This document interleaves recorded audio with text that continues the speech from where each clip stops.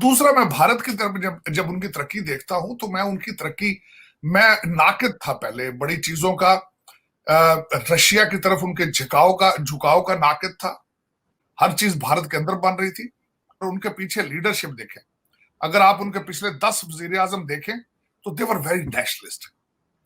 कभी आप, अगर आप कंपैरिजन तो खैर बिल्कुल इस वक्त नहीं बनता, आपने बिल्कुल सही फरमाया। लेकिन आपने कभी देखा है कि उनका कोई वजीर आजम लंदन भाग के चला गया? आपने कभी उनका देखा है कि कोई वजीर आजम जो है उसके बच्चे वहां पे हों?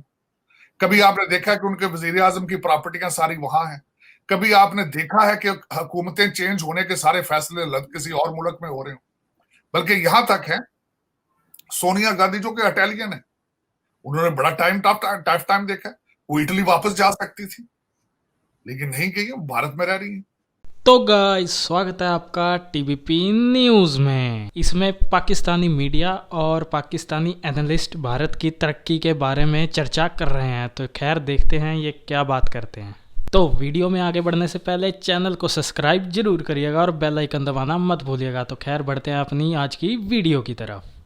दूसरा, मैं भारत की तरफ जब उनकी तरक्की देखता हूं तो मैं उनकी तरक्की, मैं नाकिद था पहले बड़ी चीजों का।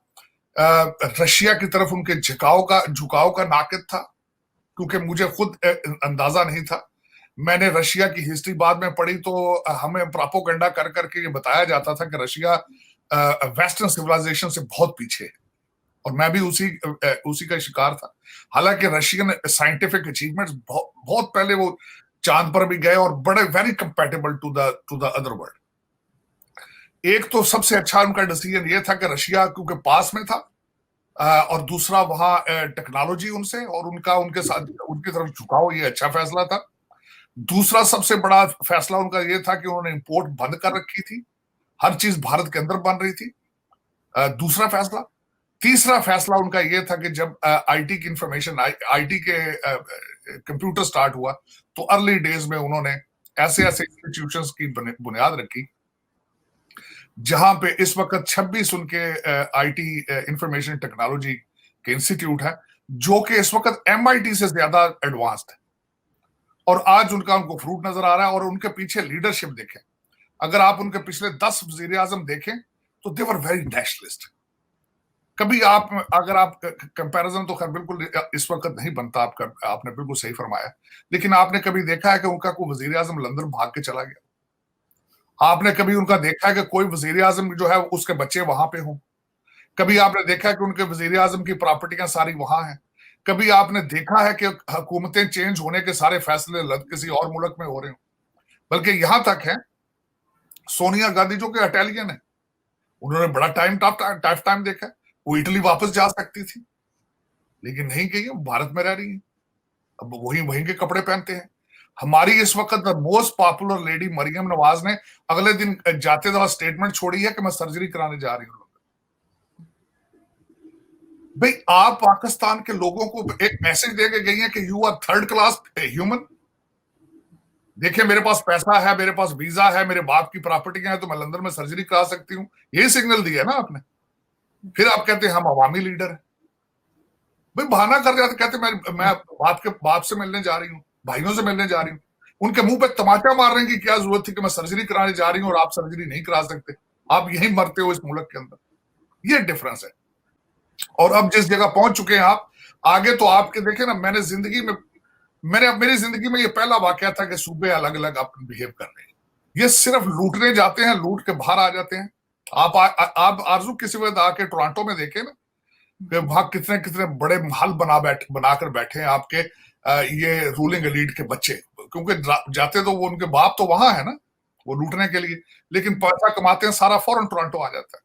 बहुत बड़े बड़े महल है वहां पे, इन इन आपके करप्ट जो रूलिंग एलीट है, जिन। बिलावल भुट्टो जरदारी ने भी तो विजिट किया है जर्मनी का, जैसे मैंने पहले कहा था। तो आप हाँ, किस तरह से देखते हैं? देखिए, मैं उसमें जो एक बहुत बड़ी बात इस वक्त जो बाहर निकली भी है, जिसको खबरों में इस वक्त डिस्कस किया जा रहा है, वो कहते हैं जी कि बाजवा साहब ने कश्मीर का नाम नहीं लिया। वो हमारे एक एक्स एम्बेसडर है बासत साहब, उनका एक बयान आया कि उन्होंने कश्मीर को इग्नोर किया है। दूसरा, वजीर खारजा है जो हमारे बिलावल भुट्टो साहब, उन्होंने जब वहां जर्मन जो एना लीना बेयरबैक जो उनकी फॉरेन मिनिस्टर है उसके साथ जब उन्होंने प्रेस कॉन्फ्रेंस की, वहां उन्होंने कश्मीर का जिक्र किया। बल्कि जो वजीर खारजा है वहां की, उन्होंने भी कश्मीर के बारे में बात की। जो मुझे इसमें सारी चीजें नजर आ रही हैं आरजू, जो मैं देख रहा हूँ वॉशिंगटन डीसी में बैठ के, एक तो अमेरिका को यकलख जो पाकिस्तान की मोहब्बत जाग गई है पिछले एक हफ्ते से 10 दिन से, एक तो वो देखा है, और दूसरा वजीर खारजा जो जर्मनी की फॉरेन मिनिस्टर है उनका बयान कश्मीर के हवाले से।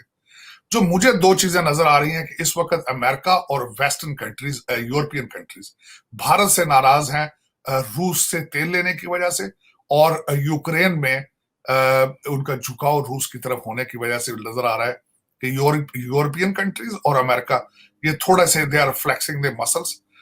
लेकिन ये टेम्परेरी स्टेट होगी। उसकी वजह ये है कि Bharat has grown so big, matter of fact, in economically and दूसरा इन्फ्लुएंस के लिहाज से।